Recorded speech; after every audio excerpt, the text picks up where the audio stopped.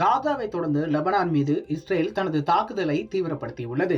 நேற்று நடத்தப்பட்ட அதிரடி தாக்குதலில் ஹெஸ்புல்லா அமைப்பின் தளபதி கொல்லப்பட்டிருப்பதாக இஸ்ரேல் அறிவித்திருக்கிறது. ஹெஸ்புல்லாவும் இதனை உறுதி செய்திருக்கிறது. ஆனால் இது போரை மேலும் தீவிரப்படுத்துமே தவிர குறைக்காது என்று சர்வதேச அரசியல் விமர்சகர்கள் கூறுகின்றனர். பாலஸ்தீன மீது தாக்குதல் நடத்தினால் அண்டை இஸ்லாமிய நாடுகள் பார்த்து கொண்டு சும்மா இருக்காது. குறிப்பாக லெபனானில் இருந்து இயங்கி வரும் ஹெஸ்புல்லா அமைப்பு இந்த போரின் போக்கையே மாற்றும் அளவுக்கு தலையீடு செய்தது. பாலஸ்தீனத்திற்கு ஆதரவாக ஹெஸ்புல்லா தொடர் தாக்குதலை இஸ்ரேல் மீது நடத்தியது. ஒரு கட்டத்தில் ஹமாஸை கூட சமாளித்து விடலாம், ஆனால் ஹெஸ்புல்லாவை சமாளிப்பது தலைவலியாக இருக்கிறது என்பதை இஸ்ரேல் உணர்ந்து கொண்டது.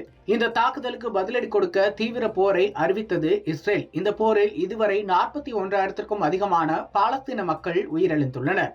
லட்சக்கணக்கான மக்கள் இடம்பெயர்ந்துள்ளனர். பசியும் சுகாதார பாதிப்புகளும் பாலஸ்தீன மக்களை துரத்தி கொண்டிருக்கிறது. பாலஸ்தீனம் மீது தாக்குதல் நடத்தினால் அண்டை இஸ்லாமிய நாடுகள் பார்த்து கொண்டு சும்மா இருக்காது என்பது போல தொடர்ந்து குரல் எழுப்பி வருகின்றன. எனவே என்ன செய்வது என்று யோசித்து வந்த இஸ்ரேல் தற்போது பேஜர் தாக்குதலை நடத்தியிருக்கிறது. நவீன டெக்னாலஜி வளர்ந்துவிட்ட காலத்திலும் ஹெஸ்புல்லாக்கள் பேஜர்களை தான் தற்போது வரை பயன்படுத்தி வருகிறார்கள். காரணம், இதனை ஹேக் செய்ய முடியாது. செல்போனை ஹேக் செய்து இருப்பிடத்தை துல்லியமாக கண்டுபிடித்து விட முடியும். ஆனால் பேஜரில் அப்படி செய்ய முடியாது. இருப்பினும் இந்த பேஜரை மொத்தமாக கொள்முதல் செய்த இடத்தில் சில தில்லுமுள்ளு வேலைகள் நடந்திருக்கின்றன. இந்த பேஜர்கள் ஹங்கேரியில் தான் அசம்பிள் செய்யப்பட்டிருக்கின்றன. இப்படி செய்யும் போது வெடிப்பொருட்கள் இதனுடன் இணைக்கப்பட்டிருக்கிறது. இதனை அடுத்து செப்டம்பர் 19ஆம் தேதி இஸ்ரேல் இதனை வெடிக்க செய்திருக்கிறது.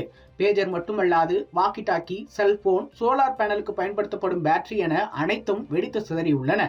இந்த தாக்குதலில் 37 பேர் உயிரிழந்துள்ளனர்.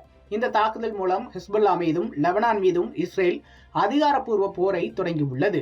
வான்வழியாக நடத்தப்பட்ட தாக்குதலில் குழந்தைகள் மற்றும் முதியோர்கள் 50 பேர் என மொத்தமாக 569 பேர் உயிரிழந்துள்ளனர். இதில் ஹெஸ்புல்லா தளபதி இப்ராஹிம் முகமது கோபிசி கொல்லப்பட்டிருப்பதாக இஸ்ரேல் கூறியுள்ளது.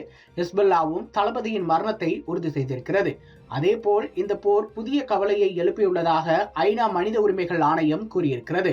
இஸ்ரேலுக்கும் ஹெஸ்புல்லாவுக்கும் இடையே கடுமையான விரோத போக்கு அதிகரித்து வருவதால் நாங்கள் மிகவும் கவலையடைந்துள்ளோம் என்று ஐநா மனித உரிமைகள் உயர் ஆணையர் வோல்கர் துர்க்கின் செய்தி தொடர்பாளர் ரவீனா ஷம்தாசானி கூறியிருக்கிறார்.